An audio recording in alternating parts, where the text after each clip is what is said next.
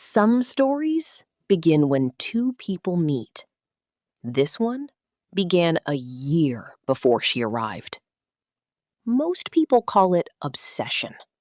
He called it preparation. Alessandro Ferrante made his decision 12 months before Sophia Vane ever walked into that ballroom. He had seen her speak. Once. 1 hour on a stage in Paris. And he had spent everything that followed building a single door. Just one.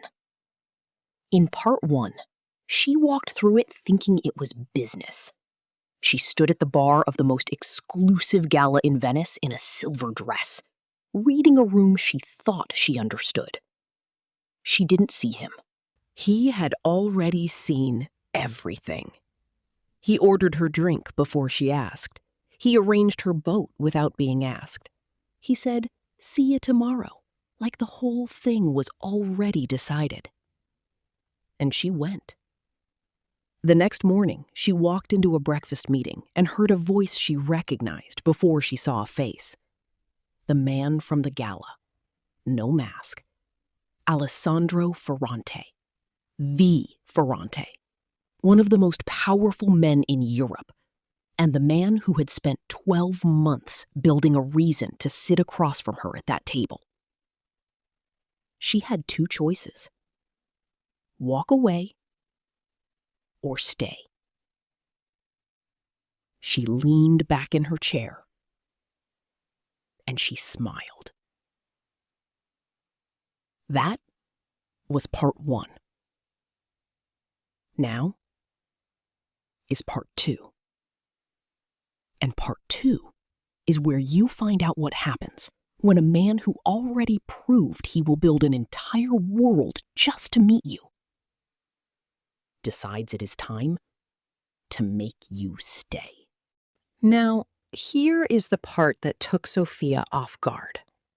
A man with his resources could send flowers, could show up at her office with reservations somewhere impossible to get, could make the kind of gesture that looks like romance, but is really just money performing at full volume. Alessandro Ferrante does none of that. 3 days after Venice, a package arrives at her Milan apartment. No note, just a first edition of something she mentioned in passing at breakfast. A design memoir she'd quoted half a line from. She hadn't even finished the sentence. He heard the half line, found the book, sent it. She holds it in her hallway for a long moment, then puts it on her desk, where she can see it while she works. This is how Alessandro Ferrante courts a woman. Not with grand gestures, not with spectacle, but with the one thing that cannot be faked and cannot be bought. Attention. Real, specific, unhurried attention. He remembers what she says. He shows up where she is. He asks questions nobody has thought to ask her and listens to the answers like they are the most important thing happening in the world at that exact moment. And Sophia Vane, who has sat across from powerful men in every city in Europe and left every single time feeling like a transaction, begins to feel something she hasn't felt in longer than she wants to admit. Like she is someone worth slowing down for. He calls on a Wednesday. Not a text, a call.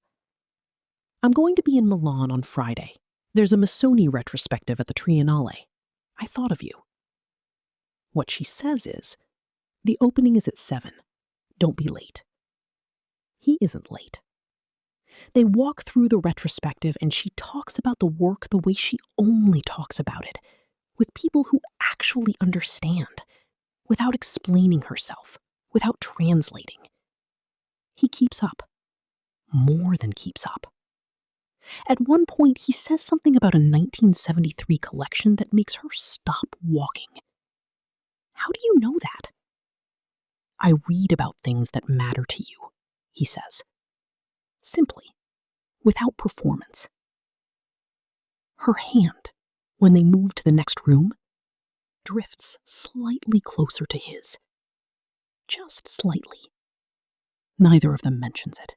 A Tuesday in Florence. Brand dinner. Exhausting. 4 hours of being charming on demand. Her phone lights up under the table at 9 p.m.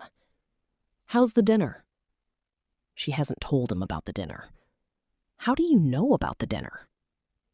3 dots. Then, your PR director mentioned it. I may have asked. She looks at her phone under the table and does something that makes the finance director across from her look up. She smiles. The real one. Something amusing, he says. Just a message, she says. But her evening, which was exhausting, is suddenly not. 3 weeks after Venice, he asks her to dinner. Not a work dinner, just dinner. She says she'll think about it. She thinks about it for 1 day. Then she texts back. Friday. Somewhere that isn't trying too hard. He picks a place with 14 seats and no menu. The kind that doesn't officially exist. You just have to know. Over dinner, she asks him the bigger question. You could have approached me 100 different ways. A conference, an email. Why the acquisition? Why all of it? Because you would have said no. 1 chance, and I would have wasted it. The acquisition gave me a reason to be in a room with you for an entire evening. And then it gave me breakfast. And then he pauses. The rest. She picks up her wine. That is genuinely unhinged. I know. Most women would find that alarming. You're not most women. His eyes stay steady on hers. You found it interesting since 10 p.m. at that gala. You've been deciding what to do about it ever since. She sets down her wine. I saw you, she says quietly. That night at the gala, before you came to the bar, I clocked you the moment I walked in. He is very still. And at the breakfast, I knew before I sat down. Not your name, but I knew what it was. And you sat down anyway, he says. I sat down anyway. The smile. That same unhurried, certain smile from the very first night. I was wondering, he says, when you'd say it. She stops making him wait after that dinner. Not all at once. Sophia Vane does not do anything all at once. But she stops performing unreadable, stops calculating the delay. He calls on a Sunday morning, and she picks up on the first ring, because she was already thinking about calling him, and he just got there first. She notices that he always gets there first. She stops pretending she doesn't like it. It occurs to her, somewhere around the 4th week, that she has never had a conversation with a man that felt this much like being understood. It also occurs to her that this is exactly what she should be most careful about. She files that thought away. She keeps having the conversations anyway. 6 weeks after Venice. Rome. She is there for work. He is there because she is there, which they both know, and neither has said out loud. They are walking. No destination. The kind of walking that only happens in Rome at night, when the city gives you its best self. Cobblestones and old light, and 2,000 years of people making complicated decisions.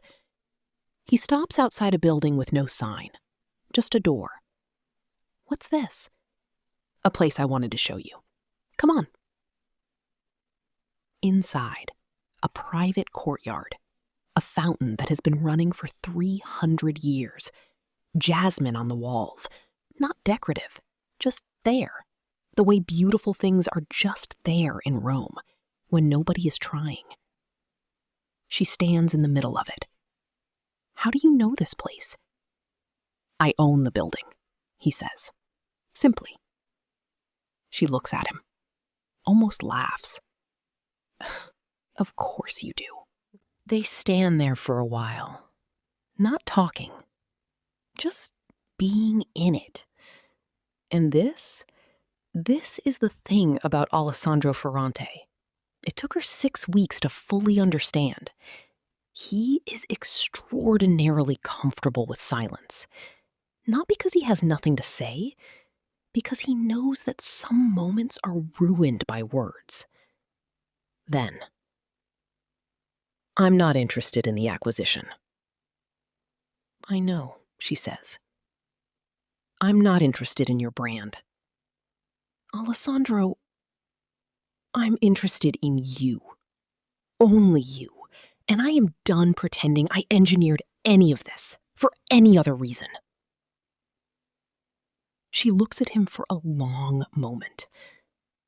And if after all of this, she says quietly, I say no, he doesn't hesitate.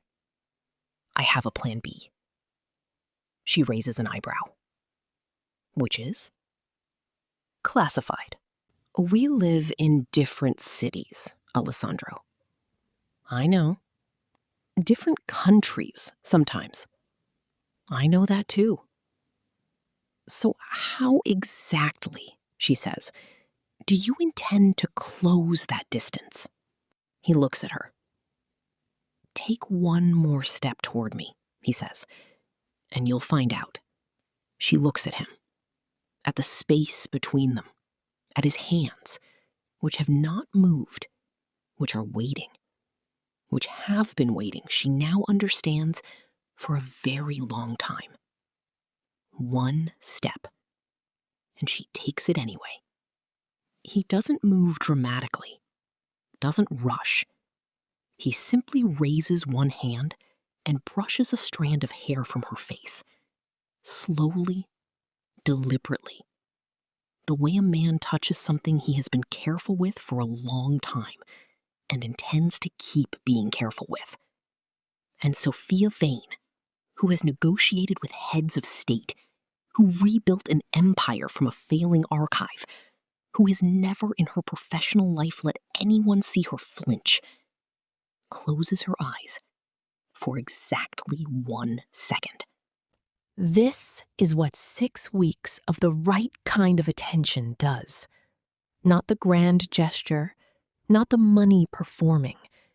The book with no note. The call on a Wednesday that she picked up on the second ring and told herself meant nothing. The text in Florence that turned an exhausting evening into something she thought about on the way home. The way he listens, like her words are not just heard, but kept. He didn't court her the way men court women when they are trying to win something. He courted her like a man who already understood the difference between wanting a woman and deserving one. And that is the thing she never saw coming. Alessandro Ferrante spent 6 months building a door. Then he waited. Then he knocked.